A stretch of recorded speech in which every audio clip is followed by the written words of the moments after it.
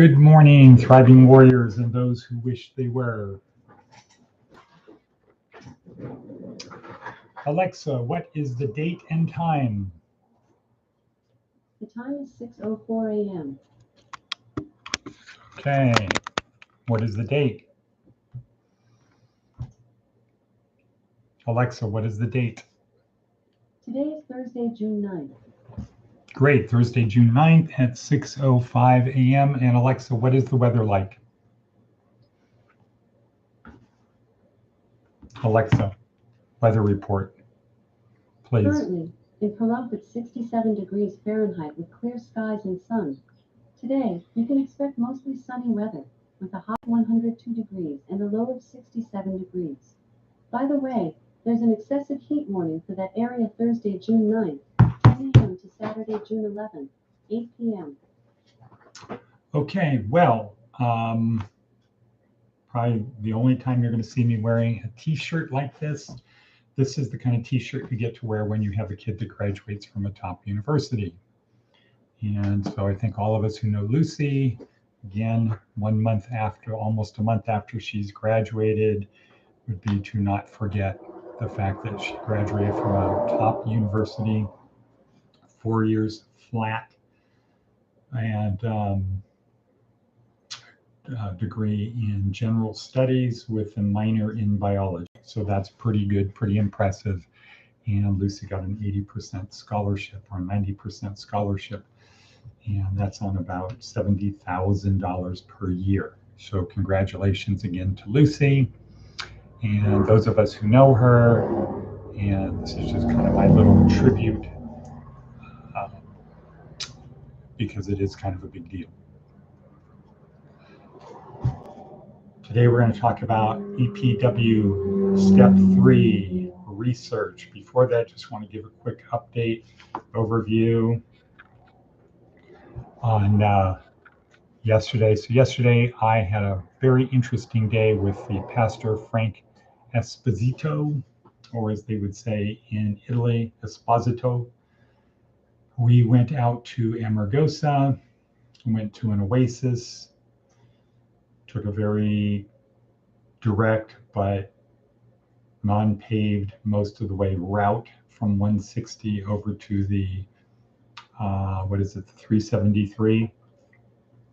It goes along the California border.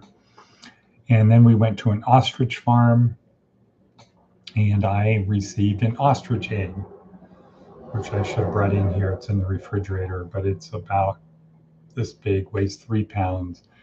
It supposedly is equivalent to 2 dozen eggs.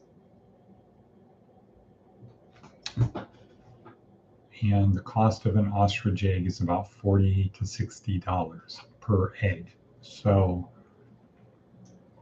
it would be great if we had some of the team down there that knows how to cook, i.e. maybe Bo's girlfriend, fiance, some people who actually know how to cook, have been professional cooks, want to come up and make an ostrich egg, which is supposed to be extremely high in nutrients and other beneficial things. An ostrich egg frittata or quiche or omelet. How many times will you get to do that? So let me know. Also, along those lines, we are thinking about doing a 4th of July event out in Amargosa, which would include going to Badwater Basin on that Sunday or Saturday, let's say Sunday, and fireworks overnight. So it'd be come up Friday, maybe to Pahrump, Saturday morning early, we go to Amargosa, have some fun out there at the oasis. Maybe Saturday night we do the fireworks. Sunday we go to Badwater Basin, which is the lowest point in the continental United States. We've done this trip for the last few years. We'll go to Badwater Basin and then back here and wrap it up, call it a weekend, do something memorable in a positive way. Not spend a lot of money, have a lot of fun, a lot of memories, team building, etc. Get to spend time at the Oasis. Additionally, we're planning a pilgrimage from Tecopa to China Ranch. Turns out in Spain they have different pilgrimages, like 100-mile pilgrimages that you spend 2 to 3 weeks walking. One of them is the St. Ignatius pilgrimage, where he walked from the family castle in Loyola to Manresa. And that's like a 2-week walk. That's the trail that Ignatius took when he started his new path, his new identity. So we talked to Pastor Frank, and he said, yeah, that would be great. And there's a trail, well-worn trail. You can go from Tecopa to China Ranch that goes through a jungle, goes through a desert, goes through something else, 3 different things. It might be a 5-mile, 6-mile walk, which is a 2-hour walk that we would turn into about a 3-hour, because we would stop on the way, and then go to China Ranch, which is cool. Have a date shake, whatever, get picked up and driven back to Tecopa, where we spent a little time with preacher Frank and have a good day of it. Okay, so we are at 7 minutes. I'm going to talk about EPW stage step 3. What was step 1? Anna, step 1. Anna, step 1. Calm down, breathe. Step 1. What do you want to do? What do you want to do? What are you passionate about? What is the thing that you want to do as a career? Step 2. Charlene, what is step 2? Find 3 to 5 companies that do what you want. Cool. What is step 3? That's what we're doing today. Step 3 is research those companies. How much research? Well, your goal is to know the company, know something about the company more than the person interviewing you. And it's not really that hard unless it's a small company and you're being interviewed by the founder. And in that case, you want to demonstrate to that person. If you can't know more than the company, then you want to demonstrate to the person that you know something that is way more than just a 10-minute learning about the company, just a 10-minute quick, I want to try to impress them by spending 10 minutes and I know just a little bit about the company. Because when you are pitching them, when you're creating your compelling story, the why is, why do we need to change the status quo? Status quo is you don't work there. Why do we need to change the status quo? Having them hire you so you are working there. Why do we want to do that? And the answer is because you're going to be the best employee that they have, because you really, really, really want to do this. That this is your ambition. This is the career you have chosen. And it doesn't really hold true if you don't know basic things about the company. You can't say, I really, really, really, really, really, really want to work here, but I don't really know that much about the company.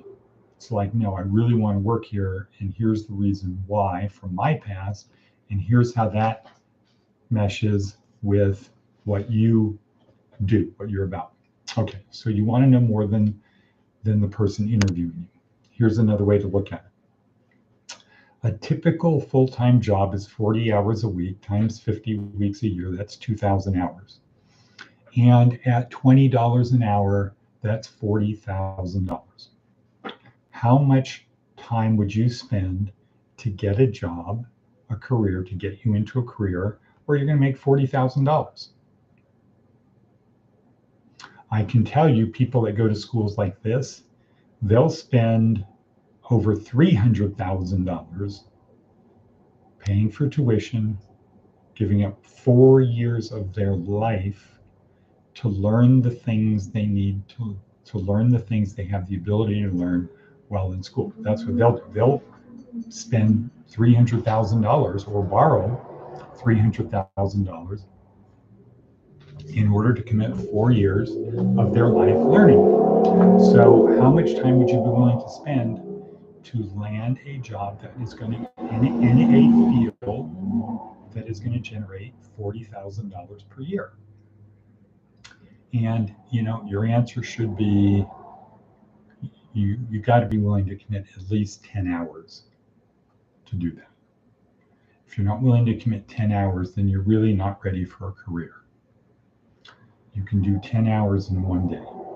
Just set aside to start at 7 in the morning. Okay, I'm going to focus today on getting job 1 at this company, doing research on the company, creating my plan. And then you do that 2 or 3 more times.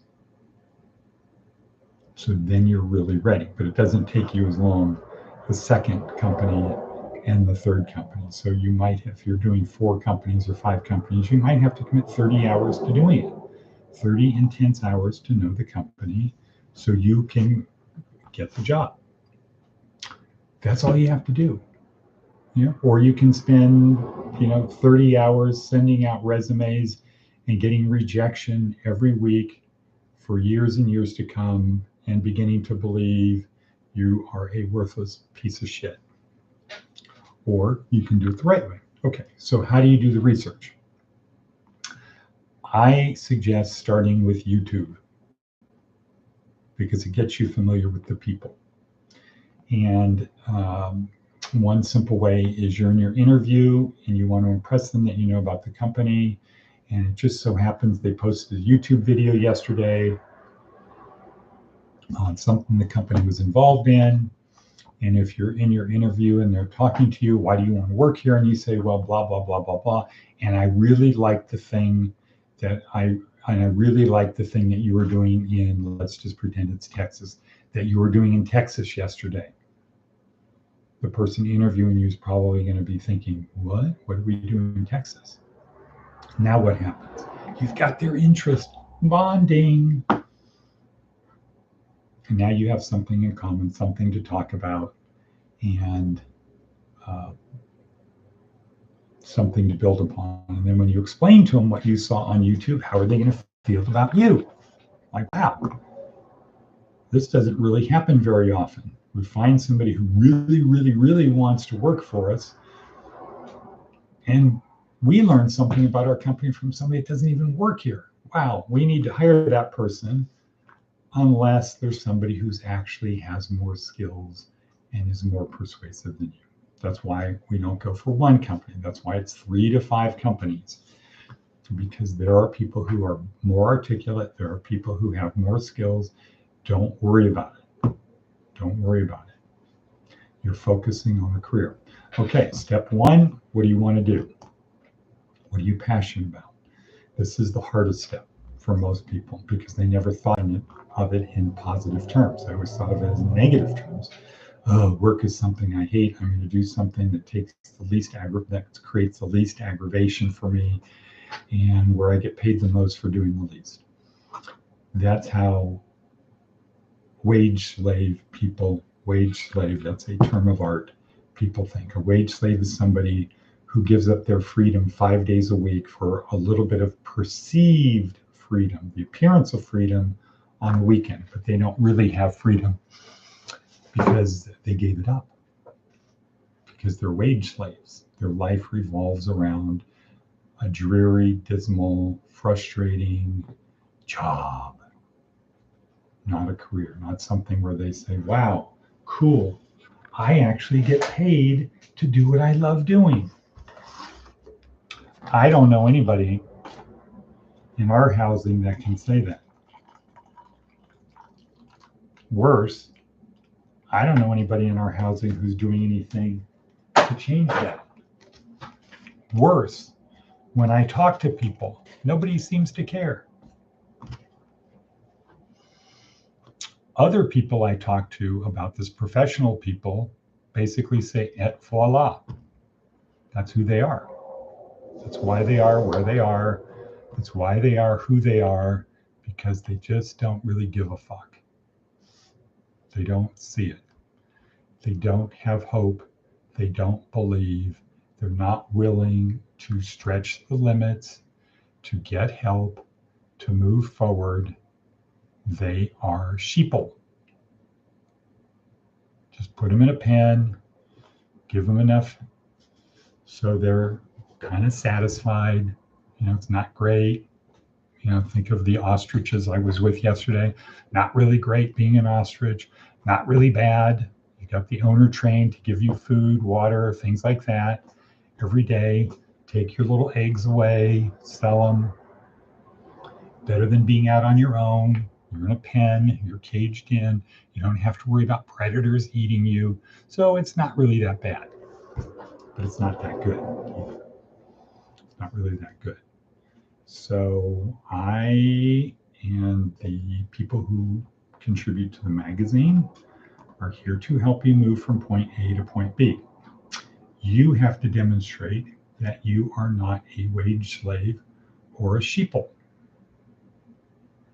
You got to act like somebody who commits, invests in themselves to go to a place like this where they believe the future is going to be great and they're going to make things happen and they're going to have a life that was worthwhile. Okay, so we're way over time at 16:37, 40, 16:41, 2, 3, and boom. Yesterday was the only day, easy day. Please go out there, try to make something happen today. And if I call you on the phone, please answer the phone. Just answer the phone. If you're busy, say, can I call you back? If for some reason you don't have the ability to answer the phone, which is not really believable, because you can say to people, hey, let me put you on hold just for a second. I apologize. Hey, I'm on a call. Can I call you right back? Okay, boom. That's 15 seconds. Really makes a big difference to people, especially people who are a little bit further along than you in getting things done. If they reach back to communicate with you and you don't answer the phone, they're not going to do that very often. They're going to write you off.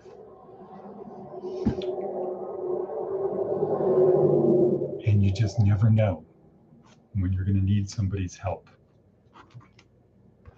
Okay, and cut.